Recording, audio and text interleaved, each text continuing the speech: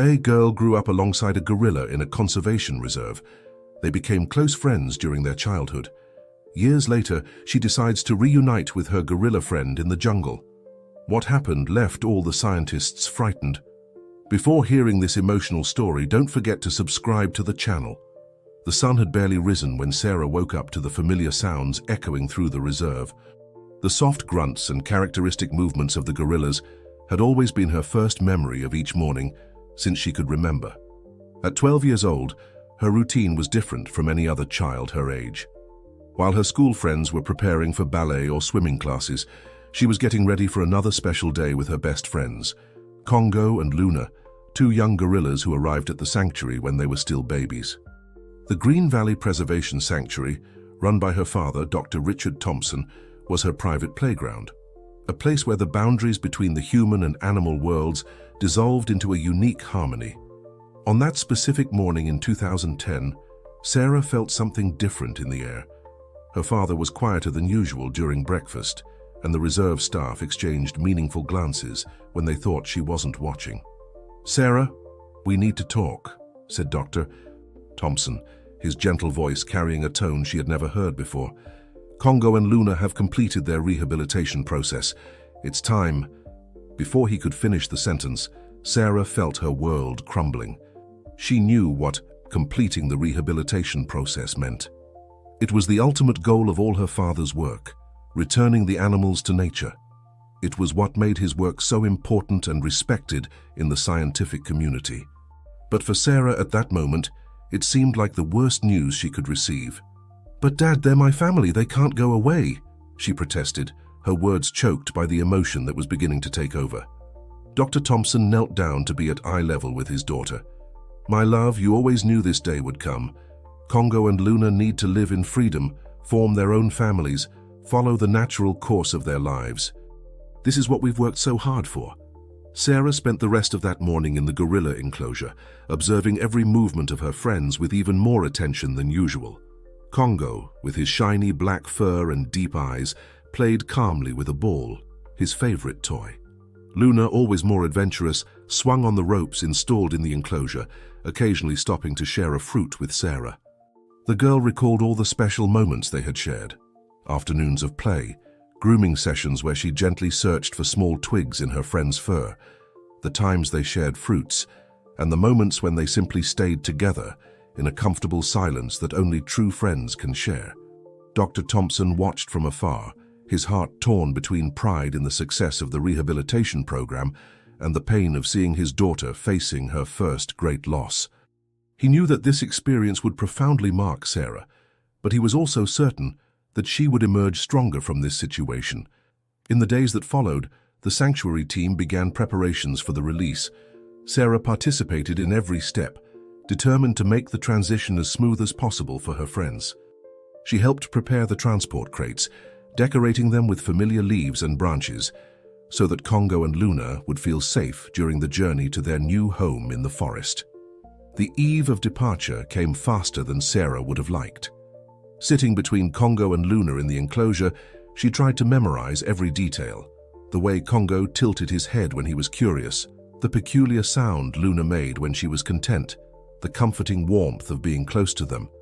"I promise that one day I'll find you again," Sarah whispered, as she shared her last meal with her friends. It was a promise she made not only to them, but primarily to herself. A promise that would echo through the following years, shaping her choices and her future in ways she couldn't yet imagine. On the morning of departure, Green Valley Sanctuary was immersed in a solemn atmosphere. The first rays of sun painted the sky with shades of pink and orange, as if nature itself wanted to offer a special spectacle to mark that moment. Sarah, still wearing her favorite animal print pajamas, remained seated on the wooden bench in front of the enclosure, observing her friends for the last time. Congo and Luna seemed to sense the importance of that day. They were quieter than usual, moving with an atypical serenity. From time to time, one of them would approach the fence where Sarah was, gently extending a hand in her direction, as if they wanted to console her.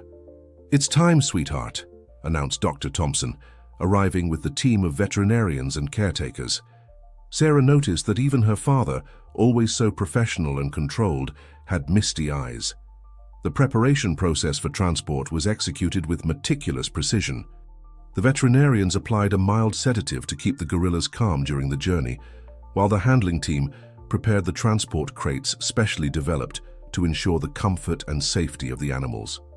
Sarah insisted on accompanying every step. She helped line the crates with fresh straw and placed some of Congo and Luna's favorite toys with them, small objects that would serve as a last reminder of their time together at the sanctuary. "They're going to a protected area in the Green Mountain Nature Reserve," explained Dr. Thompson, hugging his daughter by the shoulders. "It's a place where there's already an established gorilla community. They'll have all the freedom to live as they should, make new friends, maybe even form their own families." Sarah absorbed every word, imagining her friends in their new home. Part of her wanted to be selfish and ask them to stay, but an inner voice more mature than her 12 years suggested told her that this was the right thing to do. When the specially equipped truck arrived, Sarah felt her heart tighten. The transport crates were carefully loaded, and she couldn't hold back the tears as she saw her friends being taken away. Congo kept his eyes fixed on her until the last moment, his deep and gentle gaze saying more than words could express. "Dad," Sarah called, her voice trembling slightly. "Can I go along to the reserve?" Dr. Thompson considered the request for a moment before nodding. "I think that might help you have proper closure, daughter. But remember, we won't be able to get too close when we get there. They need to start their new life." The journey to the Green Mountain Nature Reserve took almost 3 hours. Sarah spent the entire trip sitting next to her father in the truck cabin, occasionally peeking through the window that gave access to the cargo area to check on her friends.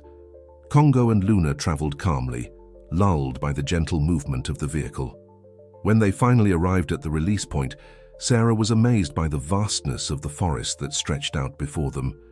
It was a place different from anything she had ever seen, an untouched, wild, and majestic landscape. The air was fresher, laden with the scent of damp earth and lush vegetation. The team worked efficiently to position the transport crates. Sarah watched from a safe distance, her heart racing as the doors were opened. First, Luna emerged, hesitant but curious, her eyes scanning the new environment. Then Congo came out, his imposing posture contrasting with the delicacy with which he explored the territory. For a brief moment, both gorillas looked in Sarah's direction, as if saying goodbye one last time. Then, gradually, they began to venture into the forest, their movements becoming more confident as they discovered their new home. "They'll be fine," whispered Dr. Thompson, holding his daughter's hand. Sarah squeezed her father's hand in response, her tears now mixed with a shy smile. "I know, Dad. And one day I'll come back to see them again. It's a promise." 12 years passed since that emotional farewell at Green Mountain Nature Reserve. Sarah, now a young biologist of 24, was sitting in her office at State University, where she was finalizing her doctoral thesis on social behavior in primates. The walls around her were decorated with photographs of various conservation projects she had participated in, but her gaze always lingered on a special image, herself at 12, between Congo and Luna. Her phone rang, interrupting her thoughts. It was her father, Dr. Thompson, now director of an international primate conservation program. "Sarah, you won't believe it," his voice conveyed excitement. "We got authorization to make a documentary about the gorilla groups in Green Mountain. And the most impressive thing, through genetic markers and satellite monitoring, we've identified that Congo and Luna not only survived, but thrived. Congo leads one of the largest groups in the region." Sarah's heart raced. Over all these years, she had received only sparse information about her old friends. Technical reports and monitoring data confirmed their presence in the reserve, but nothing beyond that. The possibility of seeing them again made her old promise echo in her mind. "Dad, I need to be part of this expedition," Sarah declared, her voice firm and determined. "My research on facial recognition in primates and long-term memory would be perfectly applicable in this case. Besides," she hesitated for a moment, "you know how much this means to me." Dr. Thompson laughed on the other end of the line. "Actually, daughter, I've already put your name down as the principal researcher for the project. The National Geographic documentary team loved your personal story with the gorillas. They think it can add a unique dimension to the documentary." In the weeks that followed, Sarah immersed herself in preparations for the expedition. She studied detailed maps of the reserve, updated herself on the latest behavioral data of the guerrilla groups in the region, and worked with the production team to plan the best way to document the possible reunion. In her free hours, she revisited the diaries she kept during her childhood at the sanctuary. Each page was filled with detailed observations about Congo and Luna, their habits, preferences, unique personalities. Sarah smiled as she read her childish notes, realizing how those experiences had shaped her career and her life. Will they recognize me? She constantly wondered. Her research indicated that gorillas possessed excellent memory and facial recognition ability, but 12 years was a long time. Still, something in her heart told her that the bond they shared was too special to be forgotten. On the eve of her departure for Green Mountain, Sarah made one last visit to Green Valley Sanctuary, now run by a new generation of conservationists. The place had changed a lot, but the essence remained the same. She stopped in front of Congo and Luna's old enclosure, now occupied by other rescued gorillas. "Tomorrow we start our new adventure," she murmured to herself, gently touching the enclosure fence. The sun was setting on the horizon, painting the sky with the same colors as that farewell day, as if nature was closing a cycle. In her apartment, later that night, Sarah organized her field equipment, state-of-the-art binoculars, motion sensor cameras, water-resistant notebooks, and a small new diary, a continuation of those she had written in childhood. Among her personal belongings, she set aside something special, a small red ball identical to the one that was Congo's favorite. Lying in her bed, Sarah could barely sleep, her mind full of memories and expectations. Through her window, she could see the stars shining brightly, like small beacons guiding her way back to her friends. Tomorrow would bring not only the possibility of an extraordinary reunion, but also the chance to show the world the enduring power of bonds between different species. The helicopter flew over the vast expanse of Green Mountain Nature Reserve, and Sarah felt her heart racing with each mile covered. The National Geographic documentary team recorded her every expression as she observed the familiar landscape through the window. 12 years had passed, but the mountains covered in Atlantic forest remained as majestic as in her memories. "We've reached the base camp," announced the pilot, initiating the landing procedure in a small clearing, specially prepared for the expedition. The camp was a modest but functional structure, with tents equipped with cutting-edge wildlife monitoring technology. Their team of local researchers was already waiting for them. Among them was Marina Oliveira, the reserve's leading gorilla tracking specialist. "Welcome back, Sarah," Marina greeted with a warm smile. "We have exciting news. Congo's group was spotted 2 days ago, approximately 5 kilometers north of here. As for Luna, she leads a smaller group to the east." Sarah absorbed every piece of information while unloading her equipment. The idea that her friends had not only survived, but become leaders of their own groups, filled her heart with pride and emotion. During the initial briefing, the team outlined the strategy for the coming days. "We need to approach with extreme caution," Marina explained. "Although Congo and Luna have a history of human contact, they now lead wild groups. The dynamic is completely different." On that first night at the camp, Sarah could barely sleep. The sound of the forest was a familiar symphony, the song of nocturnal birds, the rustling of leaves in the wind, the occasional distant calls of primates. In her sleeping bag, she reread her old notes by the light of a flashlight, remembering the signs and vocalizations she used to communicate with Congo and Luna. Dawn brought with it the first search expedition. Sarah, Marina, and a small film crew set off in the direction of Congo's group's last sighting. The main camera focused on Sarah, who narrated her memories as they walked along the steep trail. "Congo was always the most protective," she explained to the camera, her voice soft so as not to disturb the wildlife around. "Even when he was young, he showed leadership characteristics. It doesn't surprise me that he's become the leader of his group." After 3 hours of walking, Marina signaled for everyone to stop. "Look," she whispered, pointing to some crushed leaves and broken branches. "These are fresh signs. The group passed through here not long ago." Sarah examined the evidence with experienced eyes. Her years of study and research had honed her knowledge, but it was her heart that beat faster with each new sign. Following the trail, the team advanced with redoubled caution. It was then that they heard it, a deep, familiar sound, the characteristic call of a dominant male gorilla. Sarah froze, her hands trembling slightly as she adjusted her binoculars. Through the lenses, she finally saw him, an imposing silverback gorilla sitting majestically in a nearby clearing, surrounded by his group. "It's him," Sarah whispered, her voice choked with emotion. "It's Congo."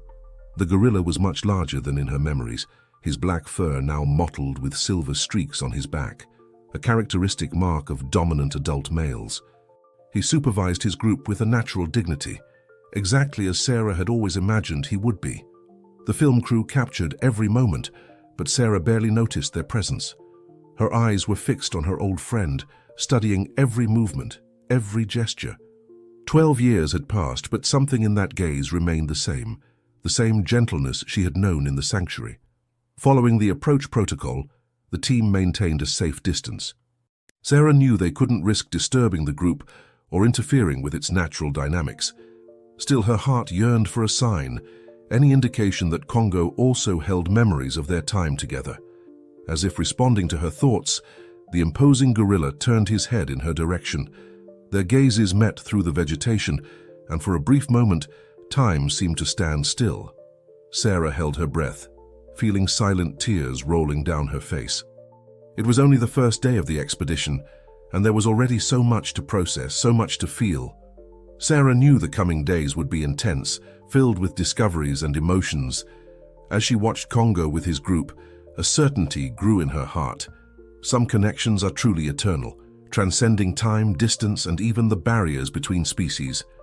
The days that followed the first sighting of Congo were filled with intense activity for the research and documentation team. Sarah divided her time between careful observations of the gorilla group, analysis of behavioral data, and interviews for the documentary.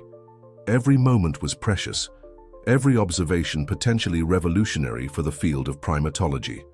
One morning, while the mist still hung over the forest, Sarah decided to get a little closer to Congo's group. Accompanied only by Marina and an experienced wildlife cinematographer, she advanced silently through the dense vegetation. "Remember," Marina whispered, "we can't interfere directly. Observe but maintain the safety distance." Sarah nodded, her heart pounding in her chest. They reached a small elevation that offered a privileged view of the clearing where Congo's group usually gathered in the morning. There they were, about 20 gorillas of different ages, engaged in their morning activities. Congo was sitting a bit apart, carefully observing his group. Sarah watched him through her binoculars, noting how he occasionally intervened in small disputes between younger members, always with a calm and authoritative presence. Suddenly, a young gorilla approached Congo carrying something in its hands. Sarah adjusted the focus of her binoculars and felt her breath catch. It was a red ball, incredibly similar to the one Congo used to play with at the sanctuary. "Impossible," Sarah murmured, passing the binoculars to Marina. "It's a remarkable coincidence," Marina commented, equally surprised. "Maybe it was left by a previous researcher." Sarah watched, fascinated, as Congo took the ball from the young gorilla's hands. For a moment, the imposing leader seemed to contemplate the object, turning it in his large hands. Then, to the amazement of all present, he began to play with the ball exactly as he did years ago, tossing it in the air and catching it skillfully. "He remembers," Sarah whispered, tears forming in her eyes. "Somehow he remembers." The cinematographer captured every second of that extraordinary moment, while Marina made frantic notes. Sarah, however, was completely absorbed in the scene before her. Seeing Congo playing with the red ball was like watching an echo from the past, a bridge between her childhood memories and the present. Encouraged by this display of memory, Sarah decided to try something risky. With extreme care, she emitted a soft guttural sound, a vocalization she used to use to get Congo's attention when they were younger. The effect was immediate. Congo stopped playing, his head turning quickly in the direction of the sound. His eyes scanned the vegetation until they found Sarah. For a long moment, gorilla and human stared at each other, separated by physical distance, but united by a connection that defied time and logic. "Sarah, careful," Marina warned in a tense whisper. "We can't predict how he'll react." But Sarah barely heard. Her focus was entirely on Congo, who was now slowly rising. The group of gorillas became alert, watching their leader with curiosity. Congo took a few steps in Sarah's direction, still holding the red ball. Then, to everyone's astonishment, Congo did something extraordinary. He placed the ball on the ground and, with a gentle movement, pushed it towards Sarah. The ball rolled a few meters before stopping in the undergrowth. Is he inviting us to approach?" Marina asked, incredulous. Sarah felt her heart racing. That gesture was more than she could have hoped for, more than any research protocol could have predicted. It was an acknowledgement, a bridge extended between two worlds. With slow and deliberate movements, Sarah began to approach. Marina and the cinematographer followed her, tense but amazed. A few meters away, Sarah stopped and crouched down, picking up the red ball. Congo watched her attentively, his deep and intelligent gaze fixed on her. "Hi, old friend," Sarah said softly, her voice choked with emotion. "Do you remember me?" As if answering her question, Congo emitted a low and gentle sound, a sound that Sarah immediately recognized as the one he used to make when he was happy and relaxed at the sanctuary. At that moment, in the depths of Green Mountain Forest, humans and gorillas shared something rare and precious, a reunion that transcended the barriers between species, a living testimony to the enduring power of bonds formed in childhood. Sarah knew that this moment would forever change not only her life and her research, but potentially the entire field of study on cognition and memory in primates. But at that instant, all that mattered was the look of recognition in her old friend Congo's eyes. The days that followed the reunion with Congo were a whirlwind of emotions and discoveries for Sarah and the entire team. The video of the moment when Congo recognized Sarah and pushed the ball towards her went viral on social media, attracting attention from the international scientific community and the general public. What was meant to be just a documentary about the life of gorillas in the reserve had transformed into something much bigger. Sarah found herself at the center of a heated scientific debate. Many researchers questioned the validity of Congo's recognition, arguing that it could be just a coincidence or an overly anthropomorphic interpretation of animal behavior. Others, however, saw the event as fascinating evidence of gorillas' long-term memory capacity and the emotional bonds they can form with humans. Amidst all this excitement, Sarah kept her focus on the research. She divided her time between careful observations of Congo's group and the search for Luna, whose exact location had not yet been determined. One morning, while reviewing the previous day's footage with Marina, Sarah noticed something intriguing. "Look at this," she pointed to the screen where Congo was seen interacting with an older female gorilla. "See how she behaves? It's not typical of a subordinate female." Marina observed carefully. "You're right. She seems to have a position of respect in the group, almost like a counselor." The discovery led the team to theorize about the complexity of gorilla social structures, which went far beyond the simple dominance hierarchy previously believed. Sarah began meticulously documenting these interactions, seeing fascinating parallels with human social dynamics. Meanwhile, the search for Luna continued. The tracking teams reported sporadic sightings of her group to the east, but whenever Sarah and the film crew arrived at the location, they found only traces. "It's as if she's avoiding us," Sarah commented frustratedly after another unsuccessful attempt. It was during one of these searches that the team faced their first major challenge. While crossing a stream, one of the research assistants slipped on a rock, severely twisting his ankle. The situation quickly became critical as they were several hours' walk from the base camp. Sarah took the lead, organizing a team to improvise a stretcher with branches and clothes, while others prepared a temporary camp. Night fell, and they found themselves forced to spend the night in the forest, much closer to the gorillas' territories than planned. In the middle of the night, Sarah was awakened by sounds of movement in the vegetation around them. Her heart raced as she realized they were surrounded by a group of gorillas, not Congos but another she didn't recognize. "Everyone stay calm," she whispered to the team, who were waking up frightened. "Don't make any sudden movements." The minutes that followed were tense. The gorillas, curious, circled the camp, occasionally approaching to examine the strange objects and people. Sarah watched carefully, looking for signs of aggression, but mainly noticing curiosity in the animal's eyes. It was then that she saw her, a female gorilla of majestic bearing, leading the group with a presence that was strangely familiar. When their gazes met, Sarah felt a wave of recognition. "Luna," she whispered, hardly believing it. The gorilla tilted her head slightly in a gesture that Sarah remembered so well from her childhood.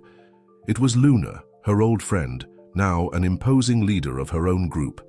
In that surreal moment, surrounded by wild gorillas in the heart of the forest, Sarah felt she was on the threshold of a monumental discovery. The behavior of Luna and her group defied many of the established theories about gorilla social structures, especially considering the female leadership. As the sun began to rise, illuminating the extraordinary scene, Sarah understood that her work was just beginning.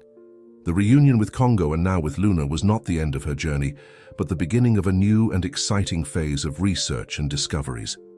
As the gorillas slowly moved away with the first rays of sunlight, Sarah made a silent promise to herself. She would use this unique opportunity not only to advance scientific knowledge, but also to promote a deeper and more empathetic understanding between humans and our primate relatives. In the weeks that followed the nocturnal encounter with Luna and her group, the expedition gained new momentum. Sarah, now dividing her time between observations of Congo's and Luna's groups, began to notice patterns and behaviors that challenged much of what was known about the social life of gorillas in the wild. One morning, while observing Luna's group, Sarah noticed something extraordinary. Luna seemed to be teaching foraging techniques to the younger members of the group. She demonstrated how to peel certain fruits and how to identify the most nutritious leaves, with a patience and methodology that strongly reminded Sarah of the training sessions at the sanctuary. "This is incredible," Sarah murmured to Marina, who was filming the scene. "She's applying behaviors learned at the sanctuary to benefit the entire group." The discovery raised fascinating questions about gorillas' ability to adapt knowledge acquired in captivity to life in the wild, and how this could influence the behavioral evolution of an entire community. Meanwhile, observations of Congo's group revealed a surprisingly complex social structure. What initially appeared to be a traditional hierarchy dominated by an alpha male was actually a shared leadership system. Congo, although clearly the leader, frequently consulted other group members, especially older females, before making important decisions. One day, during an observation session, Sarah noticed something that left her speechless. Congo was using a branch to reach fruits on a high branch, a clear demonstration of tool use, a behavior rarely observed in wild gorillas. "He learned this at the sanctuary," Sarah explained to the camera, barely containing her excitement. "We used to hide fruits in high places to stimulate problem-solving. Congo was always the most creative in finding solutions." These discoveries not only enriched the documentary, but were also redefining scientific understanding of gorilla intelligence and adaptability. Sarah spent sleepless nights analyzing data and writing preliminary articles for publication. However, not everything was rosy. The prolonged presence of the research and film team began to attract unwanted attention. Tourists and curious onlookers, inspired by news that leaked about the miraculous reunion, tried to approach the study area, putting at risk both the safety of the gorillas and the integrity of the research. Sarah found herself at the center of an ethical dilemma. On one hand, the discoveries they were making were revolutionary and could significantly contribute to conservation efforts. On the other hand, the growing exposure could be harming the well-being of the very gorillas she wanted to protect. One night, sitting around the campfire with the team, Sarah expressed her concerns. "Are we doing the right thing?" she asked, her voice laden with doubt. "What if our presence is altering their natural behavior too much?" It was Marina who offered a comforting perspective. "Sarah, what we're witnessing here is unique. Yes, our presence has an impact, but the knowledge we're gaining can be crucial for the protection not just of these groups, but of all gorillas." The conversation extended late into the night, with the team debating the pros and cons of their mission. In the end, they reached a consensus. They would continue the work, but with even more rigorous protocols to minimize their interference. The next morning, Sarah woke up with a new determination. She gathered the team and established new guidelines. They would reduce direct observation time, increase the use of remote cameras, and implement a rotation system so that the gorillas would have more days off without human presence. As she implemented these changes, Sarah couldn't help but reflect on how her journey had evolved. What had begun as a personal quest to reunite with old friends had transformed into a much larger mission, an opportunity to fundamentally change the way we understand and relate to our primate relatives. As the sun set over Green Mountain Forest, Sarah looked at the distant mountains, where she knew Congo, Luna, and their groups were. She felt a mixture of gratitude, responsibility, and hope. The real work, she realized, was just beginning. 6 months passed since the beginning of the expedition in Green Mountain. The base camp, once a temporary arrangement of tents and equipment, had evolved into a modest but well-equipped research station. Sarah, sitting at her improvised desk, was reviewing the final notes for the expedition report, while the soft sound of the forest entered through the open window. The documentary was in its final editing phase, promising to be one of the most impactful ever produced about gorilla life. But for Sarah, the real treasure was the scientific data collected, which was about to revolutionize the field of primatology.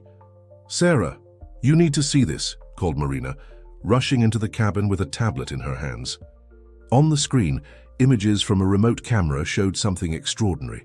Congo and Luna, leaders of distinct groups, meeting in a neutral clearing. Their behavior was not one of rivalry or aggression, as would be expected between different groups, but of recognition and even cooperation. "Are they exchanging knowledge?" Sarah asked, watching in amazement as Congo demonstrated to Luna's group the technique of using branches as tools. "It seems so," replied Marina, equally fascinated. "It's as if they're sharing the skills they learned separately." This discovery was the culmination of months of surprising observations. The data collected showed that the groups led by Congo and Luna exhibited levels of cooperation, tool use, and complex social structures far beyond what had been documented in wild gorillas. Sarah's hypothesis was bold. Congo and Luna's experiences at the sanctuary, combined with their natural abilities, had catalyzed an accelerated behavioral evolution in their groups. This theory had profound implications not only for understanding gorilla intelligence, but also for primate conservation and reintroduction strategies. As the expedition neared its end, Sarah faced difficult decisions. Proposals from universities and research institutions arrived daily, offering resources to continue and expand the study. Public interest in the documentary was immense, with record pre-sales to television channels and streaming platforms. On a quiet afternoon, Sarah decided to make one last solo visit to the gorilla groups. With special permission and following all safety protocols, she ventured alone into the forest. First, she found Congo's group. She observed from afar as the imposing gorilla led his band in a foraging session, his confident posture reminding her of the curious youngster she had known years ago. Later, she spotted Luna's group. The female leader was sitting calmly, surrounded by youngsters who seemed to absorb her every movement. For a moment, Sarah and Luna's gazes met, and Sarah felt a connection that transcended species and time. Back at the camp, Sarah made her final decision. She gathered the entire team and announced her plan. They would establish a foundation dedicated to gorilla research and conservation, with a special focus on the Green Mountain area. The goal would be to continue long-term studies, but with an even more careful and non-invasive approach. "What we've discovered here is just the beginning," Sarah said, her voice full of emotion and determination. "We have the responsibility to protect not only these gorillas, but the knowledge they can offer us about intelligence, society, and evolution itself." In the days that followed, as the team dismantled the camp and prepared to depart, Sarah reflected on her journey. What had begun as a personal quest for reconnection had transformed into something much larger. She had not only reunited with her old friends, but also discovered a new purpose. On the morning of departure, Sarah took one last walk to a high point, from where she could see much of the reserve. The sun was rising over the treetops, and in the distance, she could hear the faint calls of the gorillas.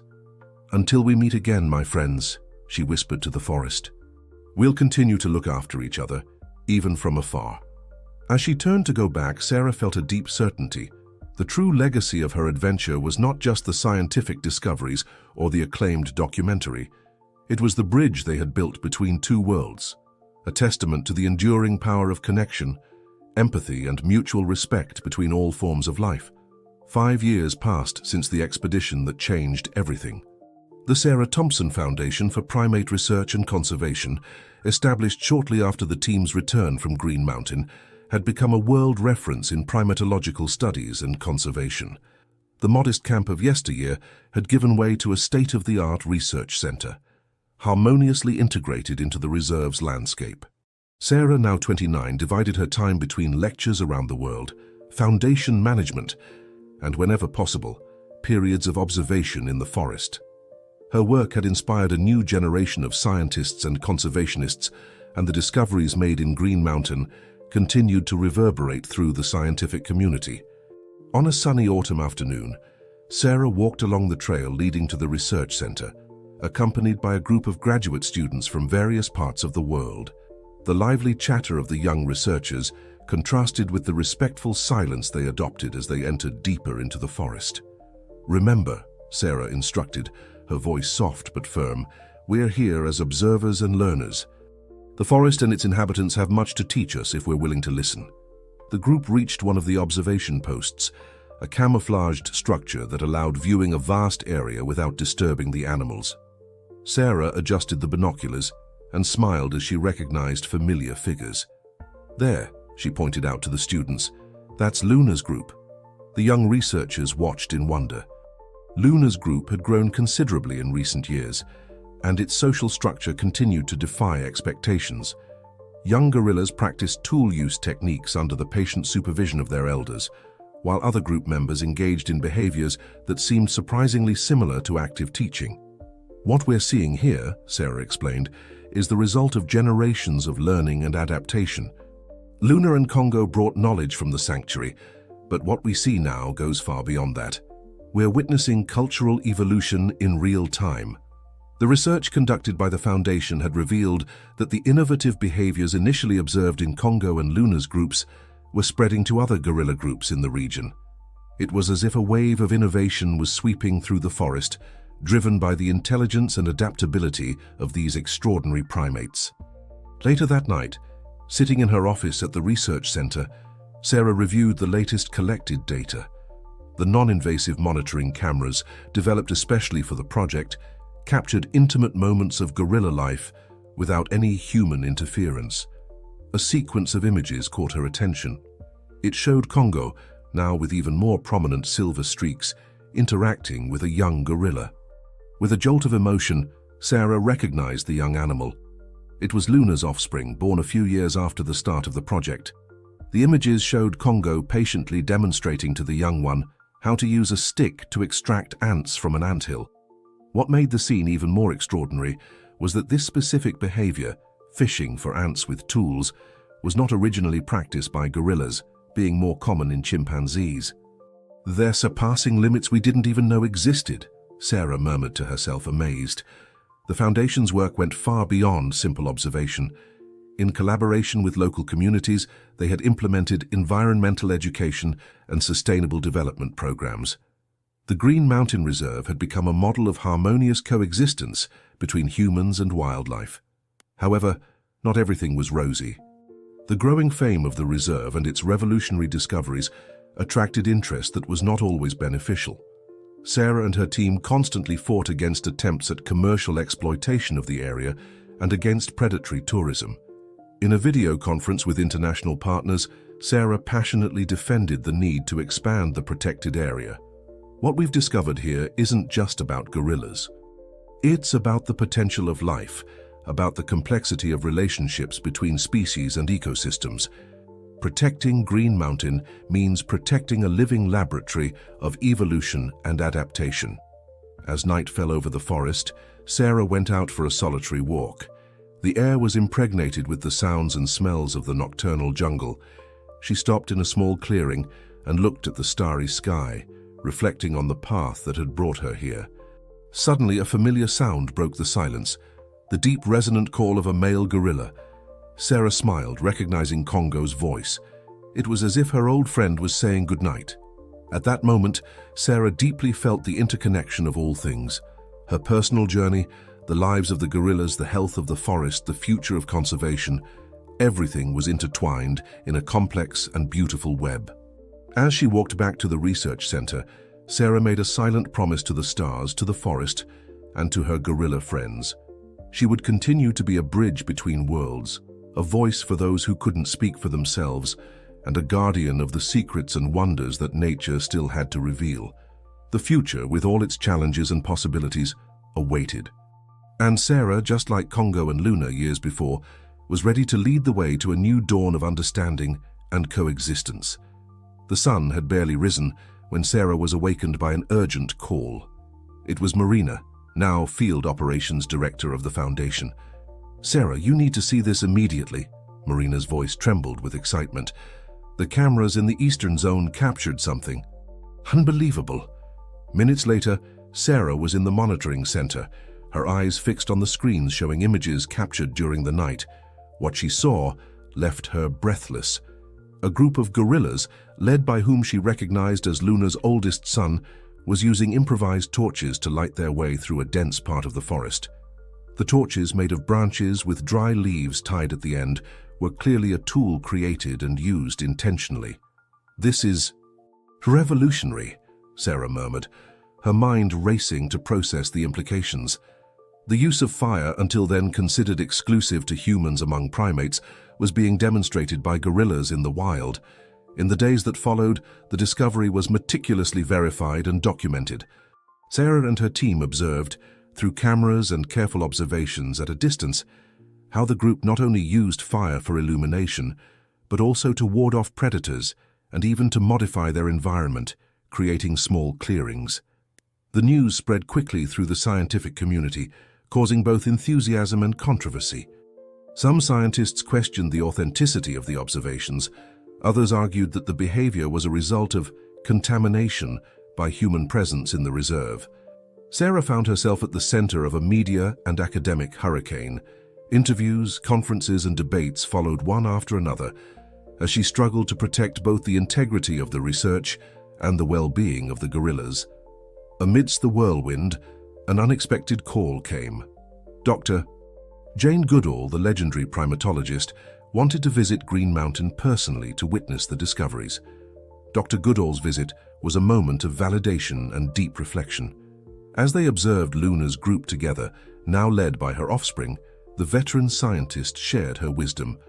"What you've discovered here," said Goodall, her eyes shining with emotion, "is not just about gorillas. It's about rethinking our relationship with the natural world, about understanding that the lines we draw between species are thinner than we imagined." Inspired by these words, Sarah embarked on a new phase of her research.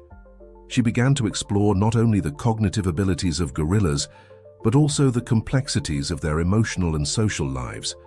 One day, during an observation session, Sarah witnessed something that deeply touched her heart. Congo, now an elderly gorilla, was sitting alone in a clearing. Luna, who rarely left her own group, approached him.